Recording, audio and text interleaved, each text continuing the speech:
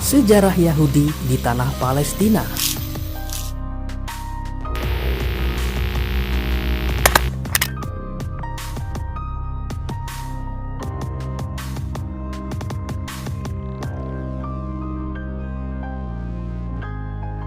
Yahudi dan klaimnya terhadap wilayah Palestina sebenarnya telah terjadi sejak lama.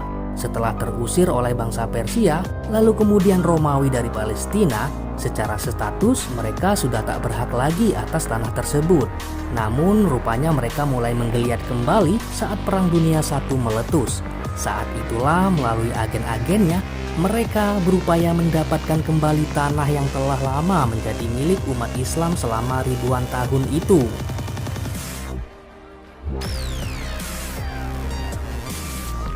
Sejarah yang telah terukir di tanah Palestina sungguh panjang. Wilayah yang saat ini tengah menghadapi situasi memanas sejatinya merupakan tempat yang dianggap suci bagi tiga agama besar di dunia, yaitu Islam, Kristen, dan Yahudi. Bagi umat Islam sendiri, kota ini menjadi kota suci ketiga setelah Mekah dan Madinah. Di tempat inilah di mana Masjid Al-Aqsa yang sangat bersejarah itu berada. Masjid yang pernah menjadi persinggahan Nabi Muhammad pada saat Isra Mi'raj sebelum menuju Sidratul Muntaha untuk menerima perintah sholat 5 waktu. Sementara itu, bagi bangsa Yahudi, wilayah Yerusalem itu merupakan tanah yang telah dijanjikan. Maka sejak ribuan tahun pula tak terhitung peperangan dan korban jiwa akibat dari perebutan kota ini. Wilayah yang terletak di antara Laut Tengah dan Sungai Yordan ini pernah lama ditaklukkan oleh bangsa Persia di bawah kekuasaan Nebukadnezar II, yaitu pada tahun 597 sebelum Masehi. Pada masa itulah orang-orang Yahudi diusir ke Babel dan banyak bait suci yang telah dihancurkan. Sementara itu, pada masa kekuasaan Cyrus Agung yang berhasil menaklukkan Babel, orang-orang Yahudi akhirnya diizinkan kembali ke Yerusalem dan tempat-tempat suci mereka diizinkan untuk dibangun kembali. Pada tahun 63 Masehi, Yerusalem berada di bawah kekuasaan Romawi yang tentu saja membuat orang-orang Yahudi tidak senang. Hanya dalam waktu 3 tahun, meletuslah perang besar antara Yahudi melawan Romawi selama kurun waktu 4 tahun. Pada akhir peperangan, Romawi berhasil menang. Orang-orang Yahudi yang tersisa setelah peristiwa besar itu akhirnya harus angkat kaki. Setelah itu, selama kurang lebih 600 tahun lamanya, Yerusalem berada di bawah kekuasaan Romawi dan Bizantium.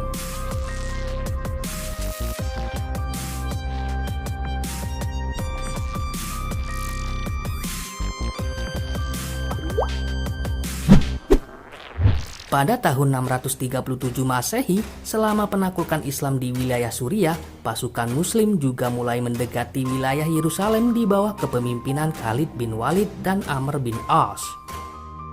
Pada saat itu, Yerusalem berada di bawah tanggung jawab seorang uskup yang merupakan kepala gereja di Yerusalem, sekaligus perwakilan Bizantium, yaitu Uskup Sopronius. Saat itu, semua wilayah Yerusalem sudah terkepung oleh pasukan Muslim. Namun Sopronius tetap menolak untuk menyerahkan Yerusalem, kecuali jika Khalifah Umar bin Khattab langsung datang padanya. Mendengar hal ini, Umar bin Khattab yang berada di Madinah langsung menuju Yerusalem. Setelah bertemu dengan Sopronius, kemudian diserahkanlah kunci Yerusalem itu kepada sang Khalifah. Khalifah Umar bin Khattab memberikan jaminan kepada orang-orang yang beragama selain Muslim di wilayah itu untuk hidup tenang tanpa ada paksaan sedikit pun untuk meninggalkan keyakinan mereka. Bahkan ia menjamin harta-harta mereka serta gereja-gereja tetap berdiri kokoh di wilayah itu tanpa ada gangguan. Waktu pun berlalu dan wilayah ini masih menjadi tanah kaum Muslim hingga sampai pada meletusnya Perang Dunia I. Saat Perang Dunia I berlangsung di bawah pemerintahan Mehmed V, Kekaisaran Turki Ottoman memilih untuk bersekutu dengan Jerman melawan Inggris dan Perancis. Situasi ini kemudian segera dimanfaatkan oleh kelompok pergerakan nasionalisme Arab dan juga kelompok Zionis. Kedua kelompok yang memihak kepada Inggris ini tentunya memiliki jurnal kepentingan masing-masing. Bagi kelompok pergerakan nasionalisme Arab, kesempatan ini digunakan untuk mencapai tujuan dan cita-cita lama mereka, yaitu memerdekakan negara-negara Arab.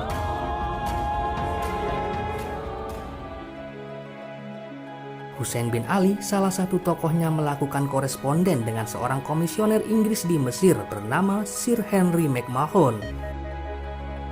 Kedua tokoh ini melakukan kontak melalui surat menyurat selama kurun waktu 1914 sampai 1915. Dalam surat itu menyatakan kesediaan bangsa Arab untuk bersekutu dan membantu Inggris asalkan Inggris mengakui kemerdekaan negara-negara Arab begitu perang usai. Gilanya, Inggris dan Prancis kemudian menandatangani perjanjian Sykes-Picot pada tahun 1916 yang isinya bertolak belakang dengan persetujuan mereka dengan kelompok pergerakan nasionalisme Arab. Dalam perjanjian itu, keduanya justru sepakat untuk membagi-bagi wilayah yang dahulunya milik Turki Ottoman. Sementara itu, gerilya diplomatik juga digencarkan pihak Zionis. Tokoh Yahudi di Inggris, yaitu Lord Baron Rothschild, membangun kesepakatan dengan Menteri Luar Negeri Inggris saat itu, yaitu Arthur James Balfour. Kesepakatan ini dikenal juga dengan Deklarasi Balfour yang ditandatangani pada 2 November 1917. Deklarasi Balfour tersebut menyepakati bahwa Inggris akan mengupayakan Palestina menjadi rumah bagi bangsa Yahudi. Namun, dengan jaminan tidak akan mengganggu hak beragama bagi warga non-Yahudi yang berada di Palestina. Deklarasi inilah yang kemudian dianggap menjadi cikal bakal terbentuknya negara Israel yang bertempat di tanah Palestina saat ini. Deklarasi Balfour ini kemudian dimasukkan ke dalam perjanjian damai antara Turki Ottoman dan Sekutu pada 10 Agustus 1920.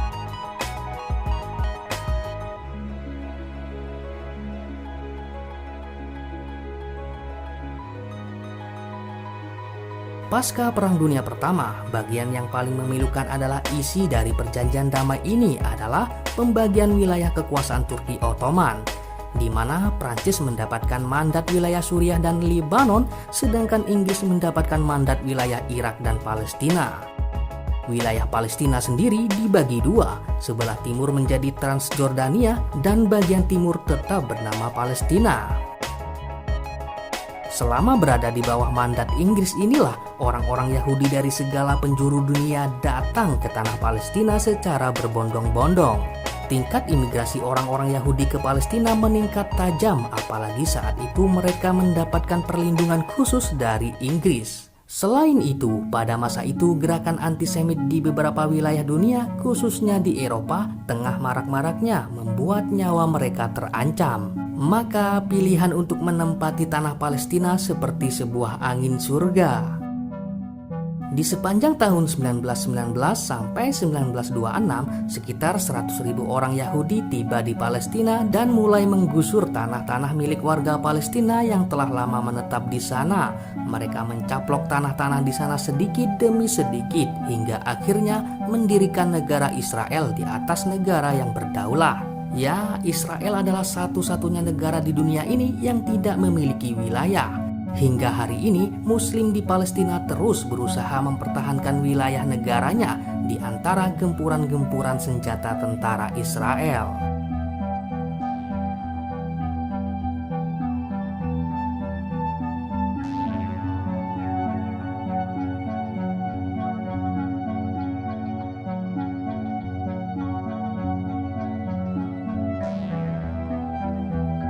Cukup sekian video kali ini. Bila ada yang salah atau kurang, mari berdiskusi secara sopan di kolom komentar.